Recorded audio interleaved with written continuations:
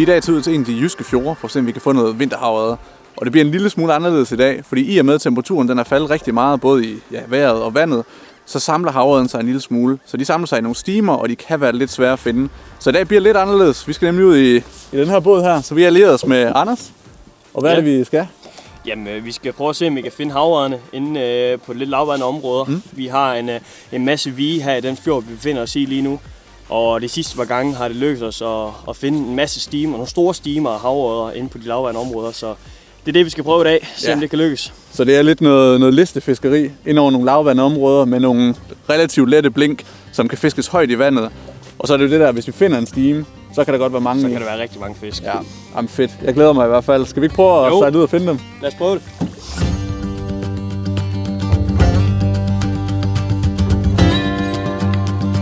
Som sagt, så i dag så foregår fiskeriet primært inde ved de lavvandede vige på ikke mere end 30-40 cm vand. Det er simpelthen den vanddybde, jeg har fundet fiskene på de sidste par ture herude. I og med, at vi fisker over de her lavvandede vige med en forholdsvis mørk bund, jamen så skal det heller ikke særlig meget lys til, før vandet inde i de her lavvandede vige stiger en enkelt grad til 1,5. Og det er sådan noget, der kan være med til at aktivere fiskene og gøre dem hugvillige. Så det er teorien bag det i hvert fald. Nu må vi se, om det lykkes at finde nogle fisk.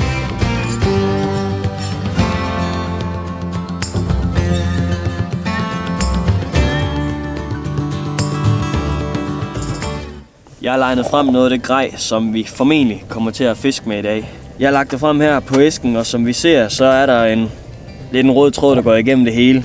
Vi har nogle krasse farver, og vi har nogle hvide farver også. Klassiske vindavn, nu hvor vandet det er blevet så koldt, som det er. Som sagt, så fisker vi over det meget lave vand, så derfor har vi også nogle navn med en bred bæreflade, som heller ikke vejer så meget.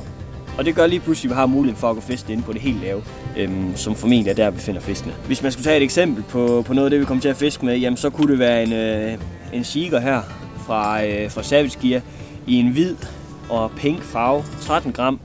Har givet rigtig fine fisk her på det sidste, så den skal helt sikkert prøves. Hvis det ikke virker, jamen så har vi en plan B, en Dorado fra Hansen af i 6,3 gram.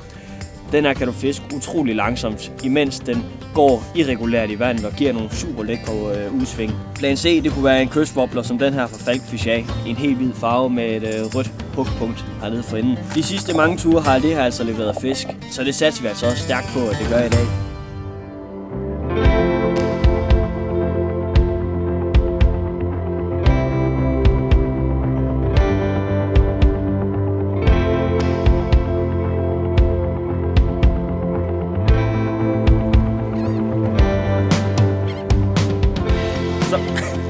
Der var den. Sådan, mand. Klasse. Er den stor? Den kommer. Det er mindre fisk, det her. Okay. Men så er der flere derude. Ja. Og den tog er tæt på, hva'? Det er jo lige hen over det mørke, at fedt. Den kom. Fedt. Så er vi ligesom i gang. Ej, det er godt. Den har også bare inhaleret den. Ja, fuldstændig. Sådan, mand. Ja. Vigtigt. Vigtigt, ja. Første kast. Bum. Hvor vildt. Ej, smuk lille fisk. Ja, det er så. Også helt blank. Ja. Så. Smuk lille fisk. Ja. Skal den ikke have friheden igen? Det synes jeg, den skal.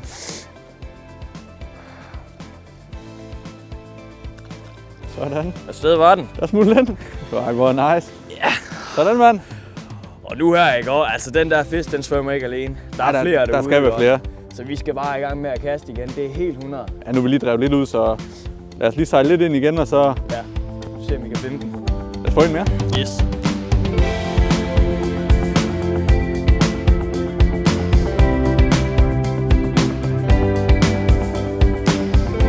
Ja da. Og det er vigtigt, mand. Ja, det er fedt det her. Selvom det er pivkoldt, og vinden kun tager til i dag, jamen så det her er godt. Det er noget, der varmer. Ej, hvor er den flot. Ja, det er helt vildt. Og det er de her grønlænder lige nu, ikke også? Altså det... Prøv at se her. Ja, det er bare en smuk fisk, altså. Ej, den er lækker. Den er fandme flot. Ja. Og den tog en lysrød igen. Lysrød igen, ja. Det er sjovt, nu står jeg jo og fisker med neutral. Jeg har kun lige haft et hug, men dine, de... Ja, de er altså kommet prompte, må man sige. Fandme flot fisk. Nå, jamen det... Farvel igen, lille ven. Sådan, mand. Det er fandme vigtigt. Fed. Nu er vi kommet en lille smule længere hen på dagen, og jeg ved ikke, om I kan se det på kameraet, men det blæste en lille smule op her, faktisk ret meget. Hvor det før blæste dem faktisk helt ned til 1-2, 3-4 meter i sekundet, så er vi oppe at ramme en 7-8 stykker nu her. Og selvom det er møgkoldt at stå i, så kan det altså godt gøre noget rigtig godt for fiskeriet. Og det gør også, at vi er taget hen til en ny plads. Vi ligger en lille smule mere i læ her. Men det fede ved den plads her, det er egentlig, at her bag ved mig, der har vi en pynt. Som I kan se herinde, så har vi nogle muslingebanker, der egentlig stikker op. Og det gør, at der er rigtig lavvande derinde. Det endnu fede er så, at på kanten af de her muslingebanker, der har vi noget dybere vand. Og når jeg siger dybere vand, så er det stadigvæk relativt lavvande. Vi har 1,5 meter, måske dropper ned til 2 meter. Men det dybere vand, det gør simpelthen bare, at der er lidt strøm her omkring pynten. Og det kan altså godt få nogle af de fødeemner her, som er inde over det lave vand. Vi har set nogle små krill og noget kutlinger herinde, men det kan godt få dem skubbet ud over den kant her. Så når fisken den trækker rundt her, netop for at finde det føde her, og der kommer nogle småfisk ud, så er den altså bare lynhurtig til at snuppe den. Så det vi gør her, det er egentlig, at vi kaster sådan en skråt op over det lave vand her. Og så lader vi egentlig bare blinket lige så stille glide ud over med strømmen, ud over den dybe rande. Og det gør så netop, at vi imiterer de her små fisk, som ligesom glider ud over det dybere vand. Og så kan man altid lige holde nogle små spinstop, når man føler, at den lige kommer ud over det dybere vand. Så vi har et blink, der bare flakser ned på det lidt dybere, hvor havørreden potentielt skulle stå. Men det er egentlig den teknik, vi sådan kommer til at bruge på den plads her. Senere hen, så rykker vi nok til nogle andre pladser, hvor det er en lille smule andre teknikker. Men lige nu, der prøver vi at køre på her. Det ser lovende ud med vinden og så videre, så lad os prøve at se. Jeg tror på det i hvert fald.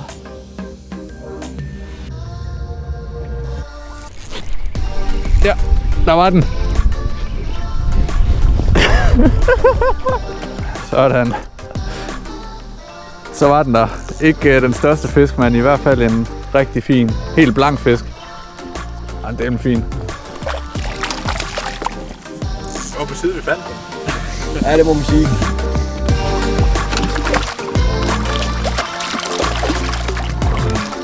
Ja, 35 cm. Ja, det er ikke jordens største, men Det er en stadig fin fisk.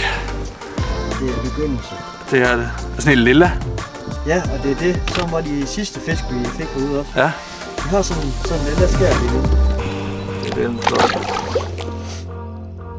Ui, der er kraftigt fisk. Er det fisk? Ja. Ja, jeg kan godt sige det overfladen. Kom, den efter.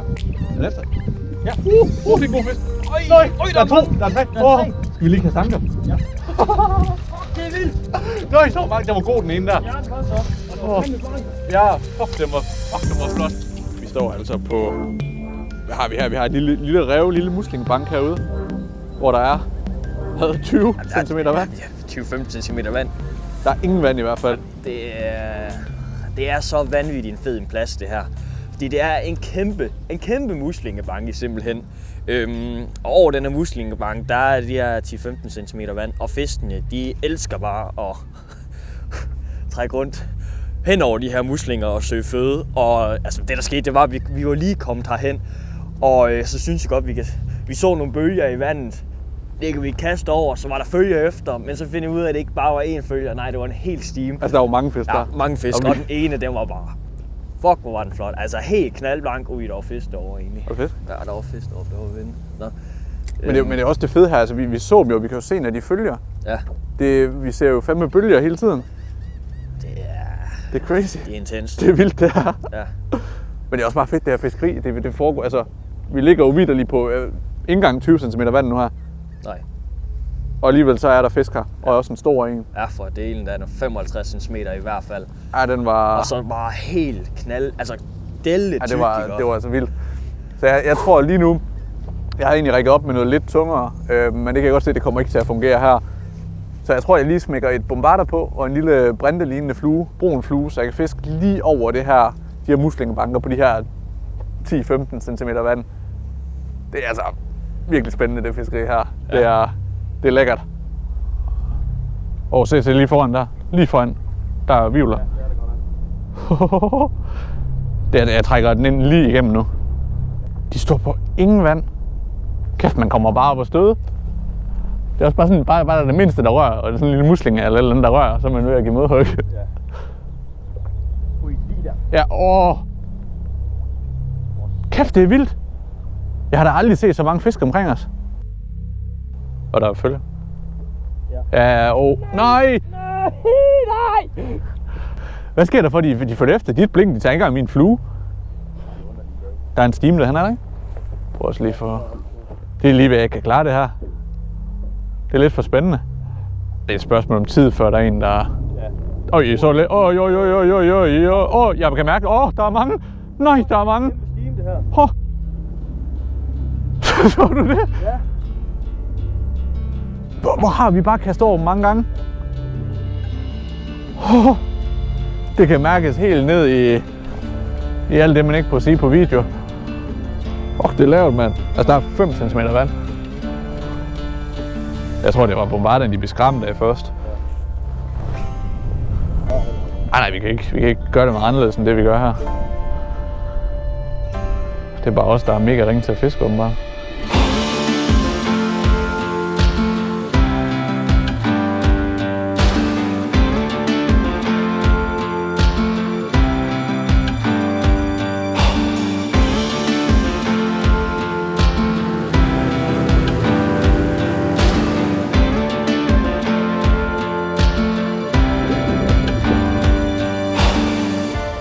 Så.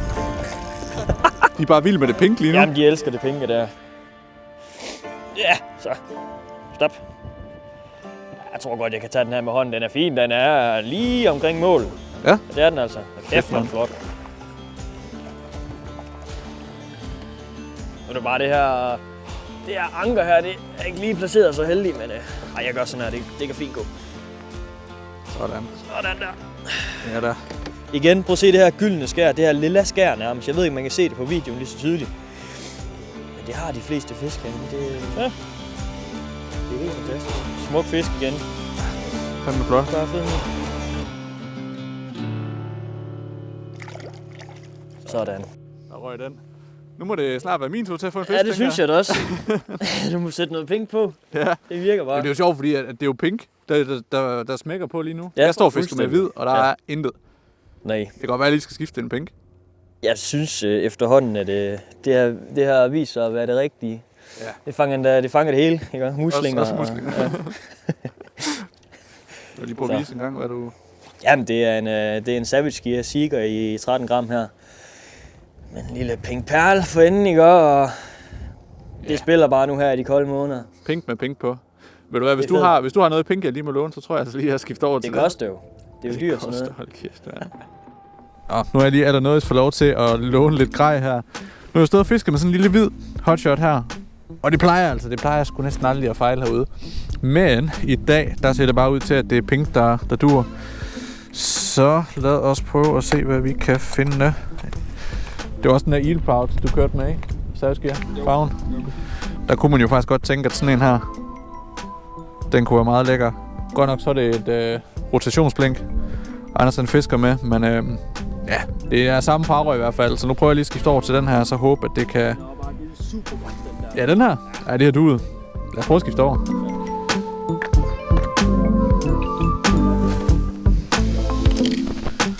Så er den egentlig ved at være færdigmonteret her.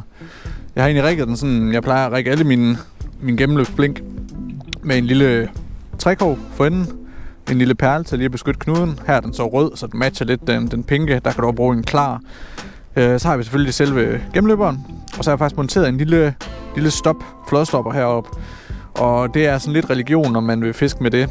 Jeg gør det, fordi at jeg fisker rigtig meget med at jigge. Specielt den her sandile. Den jigger jeg lige så stille ind for at give den lidt mere liv. Og så for at den ikke skal ryge op af linen, når jeg holder spindstop, så monterer jeg lige en lille stopper her. Og den kan stadigvæk køre frit på linen. Men igen, det er religion, om man gør det. Men for mig virker det super godt. Så lad os give den her et skud.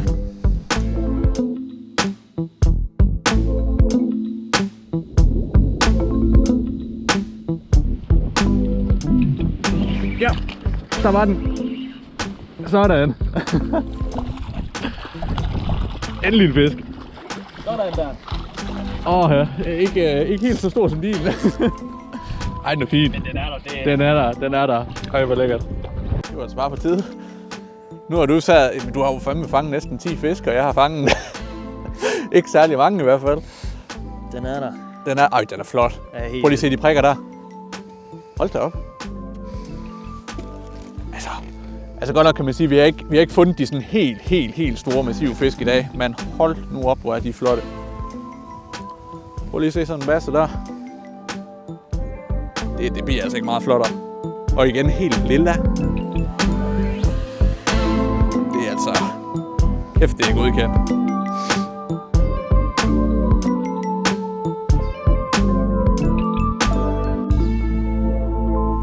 Nu er vi egentlig ved at være sådan rimelig godt op ad dagen, og vinden den er bare taget super meget til.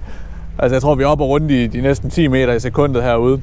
Og det er egentlig fint nok, når vi ligger i læ, men når vi lige kommer herud, hvor det er lidt mere åbent, så kan det altså godt mærkes om ørerne. Men nu har vi egentlig lige trukket vores lille anker op, og så driver vi bare faktisk ret hurtigt for at komme lidt ud på lidt dybere vand. Vi har noget faldende vand lige nu, så det gør også, at den plads, vi egentlig lige har været på, og at der var godt med fisk, den er faktisk ved at være så lavvand, at vi ikke engang kan komme ind med båd. Så nu driver vi som sagt lige lidt ud af, prøver at se, om fisken de måske er trukket med tidevand lidt ud på nogle af de skrænter, vi har herude. Og igen, altså, vi er stadig ikke på mere end en højst halv meter vand. Så planen er egentlig at lave lidt opsøgende fiskeri nu her, for at se, om vi kan finde, hvor fisken de er trukket hen.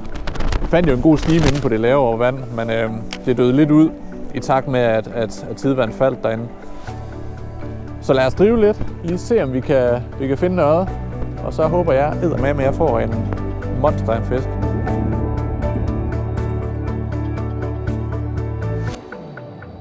Nej, der følger. Så. Lidt bedre fisk. Ja, den er fin. Sådan. Den er fin. Den er rigtig fin. Ja, den er rigtig fin. Ja, den er så. Så nu, det må man godt lade være med de der headshakes. Ja, bare få net på den. Ja, der. Sådan, mand. Vigtigt. Sådan! Fuck, hvor lækkert. Hold nu kæft, hvor den er fin. Fuck, den er flot. Fuck, den er flot. Ja, altså. Nok. Og det er lækkert. Og det er det, vi kommer for. Hold kæft, hvor tænk midt december, ikke? Ja, og så knalder der bare sådan en blank. Prøv lige at tjekke det her. Prøv lige at se den. Den er... Den er lækker. Jeg gætter 53. Ja, den er fandme flot. Holy shit, man. Og det var det, vi kom for.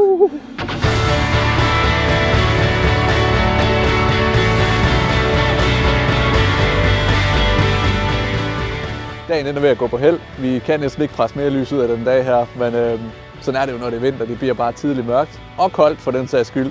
Men vi har fået båden ind.